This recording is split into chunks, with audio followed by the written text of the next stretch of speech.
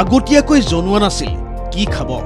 পিছে নিশা কন্টিনেন্টেল বা পশ্চিমৰ খাদ্যই বেছিকৈ খালে শচীন তেণ্ডুলকাৰ আৰু তেওঁৰ পত্নী কন্যাই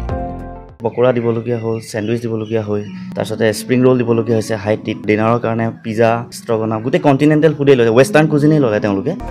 কিন্তু কাজিৰঙাৰ বৰ্গছ ৰিজৰ্ট কৰ্তৃপক্ষই তেণ্ডুলকাৰ পৰিয়ালৰ পৰা খাদ্যৰ বিনিময়ত প্ৰথম দিনা কোনো পইচা পাতি নললে কাৰণ ভাৰতৰত্ন তেণ্ডুলকাৰৰ দৰে এজন অতিথিক সেৱা আগবঢ়াবলৈ পোৱাটোৱেই পৰম প্ৰাপ্তি যি লাগে আমাৰ ফালৰ পৰা মানে দিয়া হৈছিলে এইটো এজ এ কমপ্লিমেণ্টাৰী দিয়া হৈছে আমাৰ হোটেলৰ ফালৰ পৰা তেওঁ আহিছে ইয়াত আমাৰ এটা গৌৰৱৰ বিষয়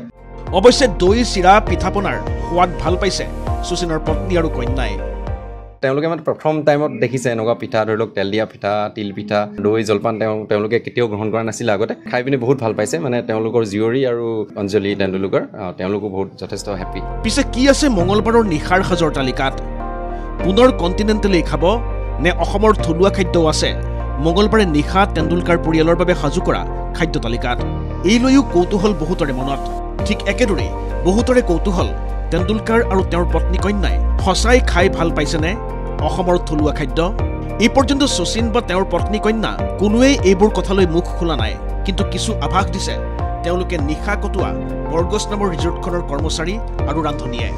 মঙলবাৰে কাজিৰঙাত তেওঁলোকৰ দ্বিতীয় নিশা পুৱাৰ আহাৰৰ তালিকাৰ বিষয়ে সুদূৰ কৰি বৰ্গছ ৰিজৰ্টৰ এজন ৰান্ধনীয়ে ক'লে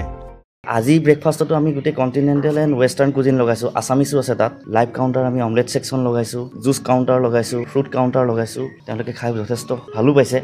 আৰু নিশাৰ খাদ্য তালিকাৰ বিষয়ে সুদূৰি কৰি ক'লে এতিয়া ৰাতিলৈ ভাবিছোঁ আমি থলুৱা কুজিনটো আমি প্ৰভাইড কৰিম বুলি ঢেকীয়া ভাজি থাকিব খাৰ থাকিব কলডিল ভাজি থাকিব বৰৰ টেঙা থাকিব জহা ৰাইচ থাকিব চুইট ডেজাৰ্ট থাকে যিটো ব্লেক ৰাইচ ক্ষীৰ বুলি কয় মানে যোৱাকালি সেইটো আমি প্ৰভাইড কৰিছোঁ সেইটো খায়ো খুব ভাল পাইছে তেওঁলোকে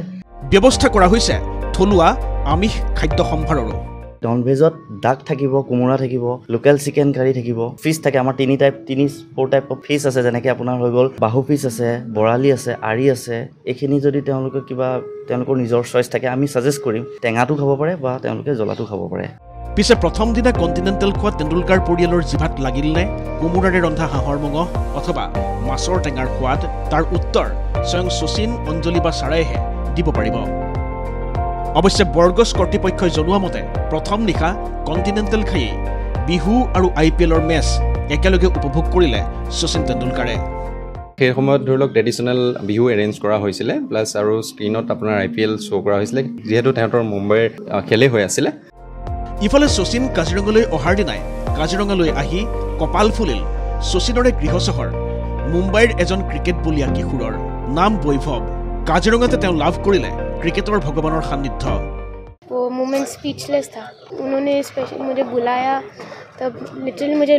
रोने आ रहा था उस टाइम तो मैं बोला थी मैं मतलब आप जैसे क्रिकेटर बनना चाहता हूँ तो उन्होंने बोला हाँ मेहनत करना सर मतलब অথচ মুম্বাইৰে বাসিন্দা হৈও এই কিশোৰে কেতিয়াও লগ পোৱা নাছিল শচীন তেণ্ডুলকাৰক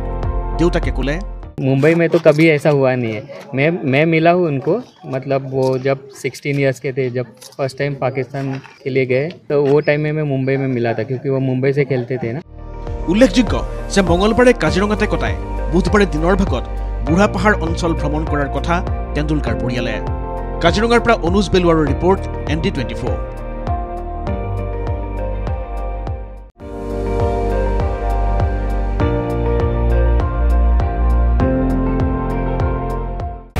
আপুনি চাই আছে ND24 সৰ্বশ্ৰেষ্ঠ নহয় সৰ্বোত্তমৰ দৌৰা